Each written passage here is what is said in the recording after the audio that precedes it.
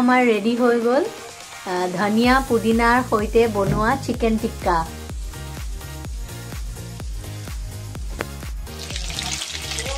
এয়া আমি এটা চিলি প্ৰনৰ কাৰণে প্ৰন ৰেডি কৰি আছো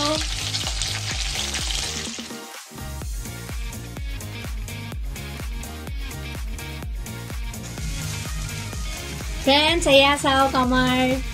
প্ৰনৰ চিলি বনাইছো মই আৰু এয়া নিউ ইয়াৰ পাৰ্টিত আৰু আহি আছে নতুন নতুন ৰেচিপি আপোনালোকক মই দেখাই আছো যে মই কি কি বনাব লৈছো চাই থাককচোন আপোনালোকে এয়া আৰু এটা ৰেচিপি আহি গ'ল এয়া হল আমাৰ মটন কাৰি দেখিছেনে কিমান yummy দেখিছে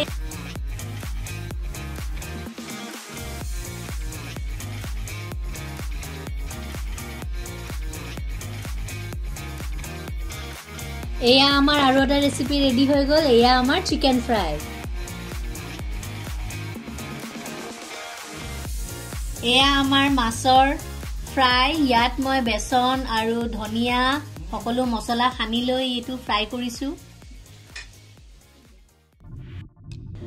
फ्रेंड्स আমি সব খানাবোৰ ৰেডি কৰিলো আপোনালোকে দেখিলে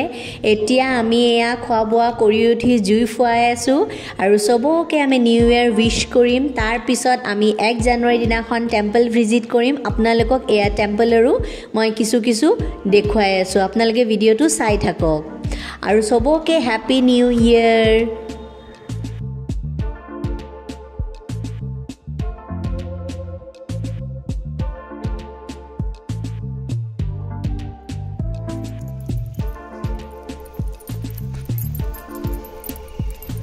এয়া फ्रेंड्स আমি মন্দিৰলৈ আহিলো এয়া হল কামাখ্যা মন্দিৰৰ ওচৰতে থকা কৌটিলিং শিৱ মন্দিৰ খুব ধুনীয়া পৰিবেশ মন্দিৰটোৰ তললে আপোনালোকে দেখিব পাব ব্ৰহ্মপুত্ৰ নৈও আছে এয়া দেখিলেনে গোটেইখিনি পুৰণা ভিউ মানে খুব শান্তিৰ এটা পৰিবেশ আপোনালোকে ইয়াত আহিব পাৰে খুব ভাল লাগিব এয়া ইয়াত এটা এনেকে মন্দিৰৰে মানে গুখাই পানী সানি থোৱা তেনেকুৱাই কিবা এটা হ'ব মই একচুয়ালি একজেক্ট নাজানো পুৰোহিতৰ লগত কথা পতা নাই এটো কিন্তু বহুত পুৰণি নিচিনাই লাগিছে মোৰ ইয়াত নিজৰাৰ পানী আহে বুলি তেওঁলোকে কৈছে নেটো সফা কৰা হোৱা নাই বুলি তেওঁলোকে মোক জনাইছে